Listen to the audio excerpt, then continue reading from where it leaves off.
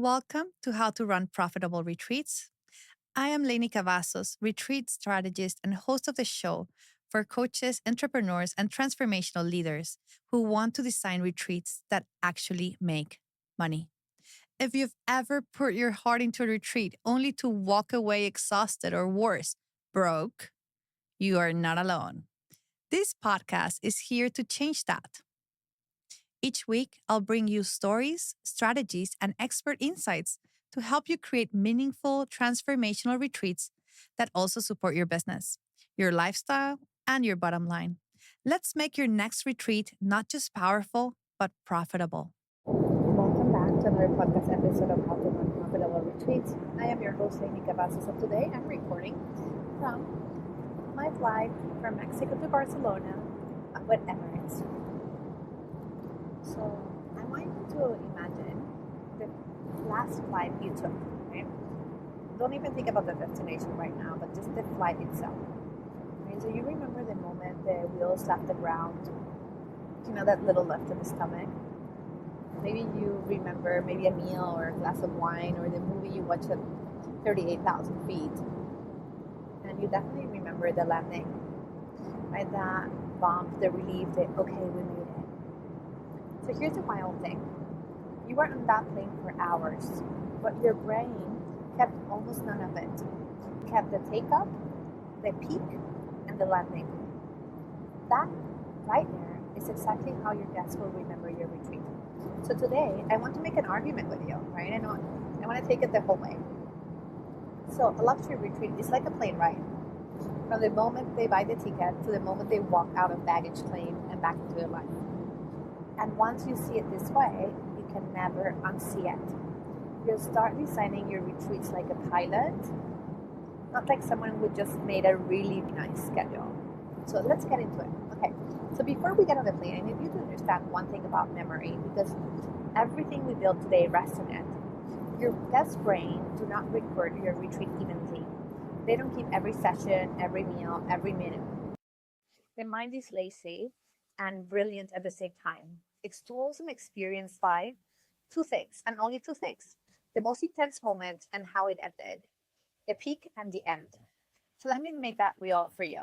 So when I was 10, 12 years old, I was at a dinner with my family, and it made my family is a little bit on the woo side. Also, Catholic, right? With the whole thing. But we also had mediums and witches, all of it. So at this dinner, there was this medium doing her thing, right? And I'm 12 and I'm freaking out. And I remember thinking, get me away from this. That was my memory. Strange, and I'm very scared. Fast forward 20 something years, I'm sitting on a terrace with my brother, and we started talking about the exact same night. And I told him my version, how weird it was, how it stuck with me. And he looks at me, he was like, honestly, Lainey, the thing I really remember is how good the pina coladas were. We were in the same room, it was the same night, the same event. We have a completely different recollection of the event, right? And completely different feelings. That is the whole game. You cannot control every minute of your guest experiences, but you can be very intentional about the two things they actually keep: the peak and the ending. So, two retreats can run with an identical schedule, and one gets remembered as transformational, and the other one is nice, purely because of how the peak and the landing were designed. So, hold on to that. Be Kennedy. We're gonna go the whole flight around to protecting those two moments. Yeah. Okay. So we're getting on the plane, but the flight does not really start when you get on the plane, right? Or even at the airport. It starts the second you buy the ticket. Truly. Right. So the experience of your retreat begins the moment your guest says yes, not when they arrive, when they say yes. And here's where most retreat leaders miss, right? Now, the people who are already saying yes to you are not sitting in excitement. They're sitting in worry. I see it every single time. What do I pack? What will I fit in? Will I know anyone? Is this going to be too much? Am I going to be the only one who feels out of place? I think about when my mom came to visit me in Dubai, right? And this is the same airline we used to use, Emirates, right?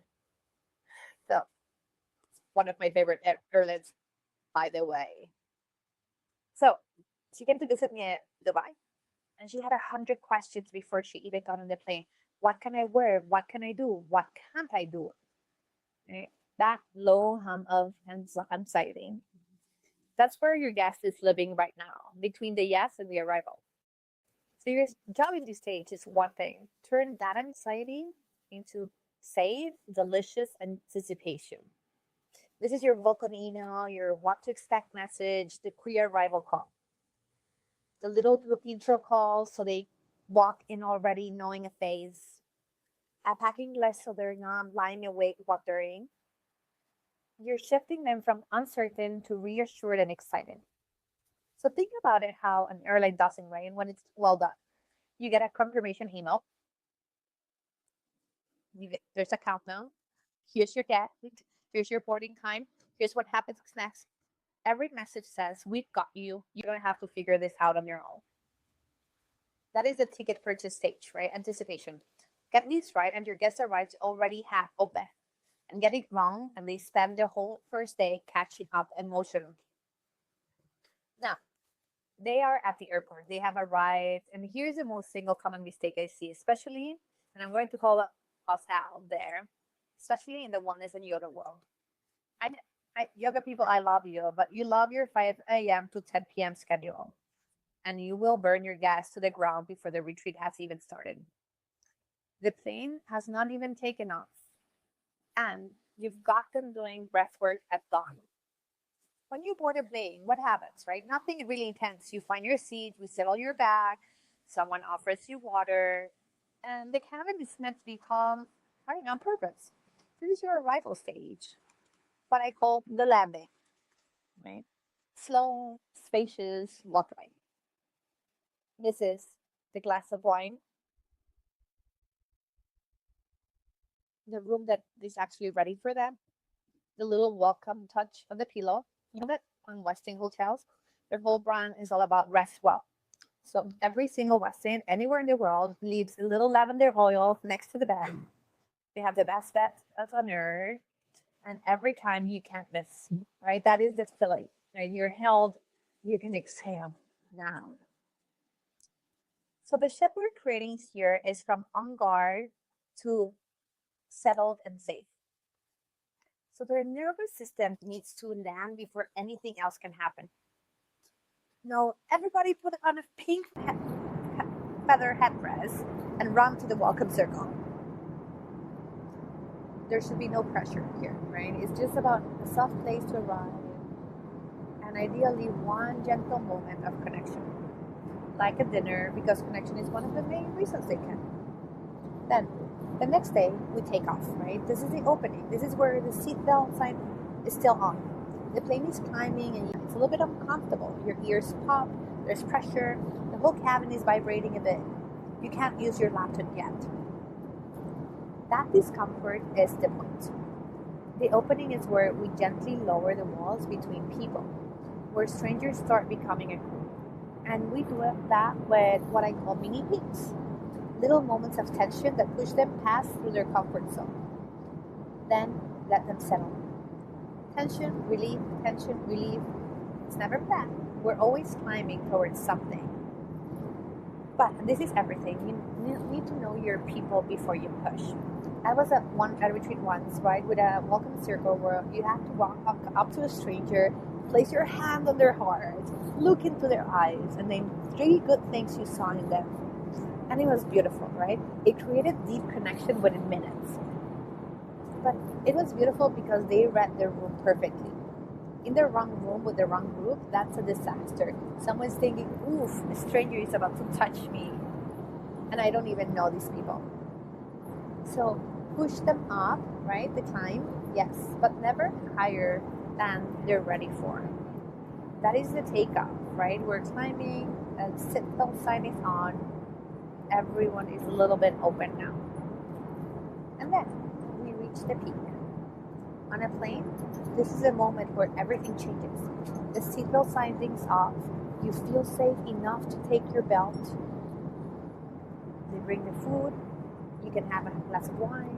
There are movies. You're being taken care of. You feel safe, contented, held, and yet the whole time something enormous is happening. You're crossing oceans. You are moving from one point of the earth to a completely different one. That is the peak of your retreat. It is the breakthrough point, the most powerful, most vulnerable, most transformational moment of the full experience. It is a reason why they came, even if they could not name that when they signed up. And here's what pilots and great facilitators agree. You don't put the peak on day one, right? And you don't cram it into the last hour. You place it in about 60 to 70% of the journey. Right? So on a 5 day retreat, that's usually day three. Because you need time after to bring people back down, right? Like everything before the peak exists to like set it up. Everything after it takes to land it. So let me show you one of those, right? So there was a women retreat, and the facilitators have never heard of an emotional arc in their lives, right? They were just deeply connected. So they want the softest possible welcome, right? We made our own herbal tea by hand. It was all in silence, right? Just herbs and water. And that was it. Then we went to bed at day two. We had gentle movement and the sessions teaching us about our bodies. It was all about being grounded, and we even had some medical knowledge taught to us. So by the time the harder work came along, I never felt like I was thrown into the deep water. I felt prepared, and that is the climb, right? Those are the mini peaks.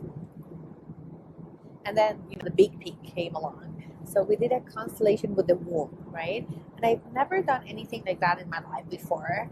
And I found myself having a conversation with my own body. Okay, so you might think I'm crazy, but that's what it was, right? I was having this conversation with my body, and I got these messages like, you've ignored me, right? You haven't taken care of me. I am angry. Now, today I can laugh about it.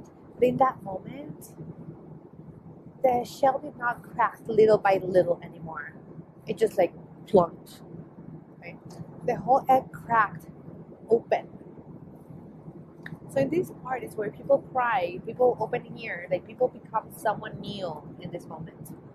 So the shift here is from stretched and vulnerable to broken open and transformed. Yeah. And the beautiful part of this is that after the peak, they didn't just say, oh, great, what's next? They actually cleansed us, but the same plants, the same herbs, we brewed into the same day, right? The tea that we did on day one, that's what we were using. So the end of this journey, right, reached all the way back and held hands with the beginning. So this brings us to the part that most people actually forget, right? So when we reach this like peak, right, you cannot just stay on the top, and you cannot just drop people out of the sky. So on a plane, the captain comes and they tell you, we have begun your descent. Please return to your seats. The plane starts coming down. And notice, right, the seatbelt sign goes back on. You're not free yet, right? You're landing, but you stay buckled until you're safe at the gate. That is integration. And breakthrough that is not integrated will simply evaporate. So after the peak, you don't just stack heavy on heavy, right? You give relief. In that women's retreat I told you about, after the womb work, right? There was cleansing, there was rest. And another retreat I love to talk about, the peak was writing your own eulogy. On the morning of day three, yeah. And afterward, we had a tea ceremony. We had chocolate, so much chocolate, and it was soulful, right? We got like grounding meals, right? That made you feel held, and we took them to the deepest place a human can go. Then, right, and then we softened. So integration is meant to be gentle, but it's still very intentional. So it's not go take a nap and you disappear. It's here's free time and here's your journal prompts. It's grounding food on purpose. Root vegetables, like sweet potatoes and all the things, artichokes, protein. Because after someone goes deep into their own core, you have to bring them back to down to earth, right? You have them up there in Area 51, and now you gently walk them home. So I'll tell you what happens when you skip this, right? So I went to this detox retreat once. It was wonderful, right? And right off until the peak, great. And then nothing, right? There was no integration. There's no, here's how you carry this into your real life. And I will never forget people standing at the door on the way out asking, where can I go grab a burger? Coming out of a detox retreat. That told me everything, right? The transformation was real, but then we dropped them straight into out of the sky with no descent. So we want to box them back in, bring the planes down slowly. That is integration. Now we land, right? So this is the ending. And remember, from the very beginning of this episode, right? The ending is one of the two things the brain keeps forever. So we are not going for a rush checkout. And we do not want to say, okay, bye, safe travels. We want to design the lining with as much care as a takeoff. So the shift here is from wistful to empowered and carrying it forward. So we want them walking out certain of what they have accomplished. And with a path that continues all the way after they leave. Because here's like the real landing, right? It's not when the plane stops, right? The button doesn't say just open the door and vanish, right? They tell you baggage claim is in carousel 5. If you got a connecting flight, here's your gate. Welcome to your destination. They hand you the path to the exit to wherever you're going next. So that is your continuation offer, right? So that is where you would say, here's what to do on Monday morning. That is your integration call a week later. You give them the map out of the airport and into their new life. Now, and this really matters because giving them the path is your responsibility. Walking it, it's theirs. I once went to a retreat with a meditation teacher that I genuinely loved. He's great. And the path he gave us was wake up at 5 a.m., meditate for 2 hours, 15 minutes of reading, 15 minutes of exercise. And I tried. For 3 weeks, I tried, okay? And I was very miserable because I am a 7:30 human. So I took what worked and then I let go of the rest. He gave me a path, right? The choice was mine. You are not responsible for the results. You are responsible for handing them a safe, clear way out. That part is on you, right? Every single time. So let me tell you why landing matters more than you think. Because it's not just good business, it is about caring, right? So when someone is at a retreat, their brain is flooded with dopamine, serotonin, oxytocin. They feel like they're on the top of the world. And people can get addicted to that high. So if you bring them to the peak and then you drop them off, no descent, no integration, no path home, here's what happens. They go back into a life that has not changed. And eventually, the chemicals fade. And they ask themselves, almost subconsciously, it's not really their purpose. When was the last time that I felt that good? And the answer usually comes like, oh, that retreat. So they book another one, right? And another one. They get a high, they go home, and nothing changes, and then they repeat. I call them retreat junkies. And yes, they are great for business, but it's not really that good for them.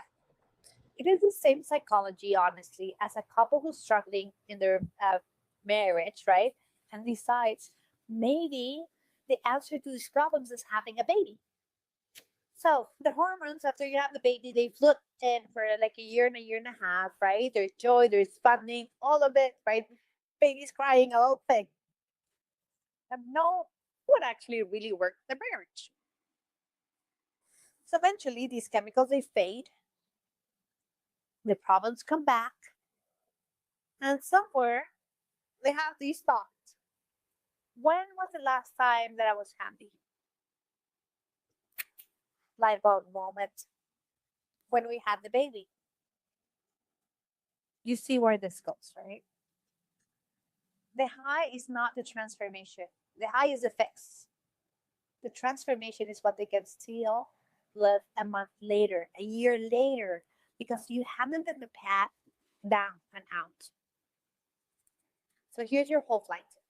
You sell them the ticket and you turn their worry into anticipation.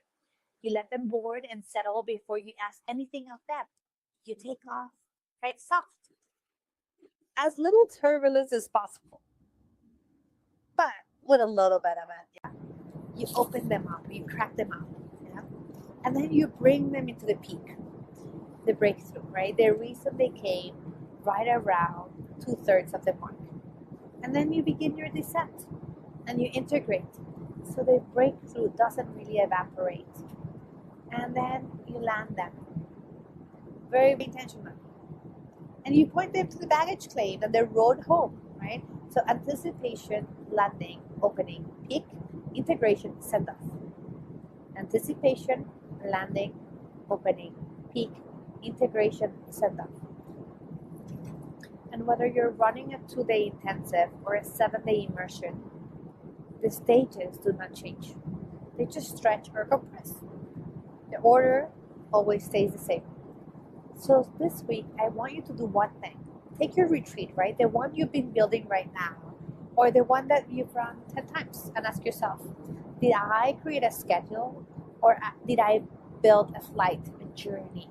So if your answer is a schedule, book a strategy call with me with the link on the show notes, and let's figure out what is missing to turn your schedule into a transformational flight.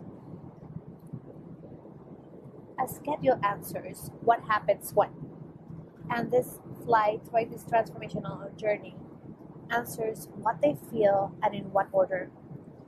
You are not a travel agent handing out itineraries. You are the pilot.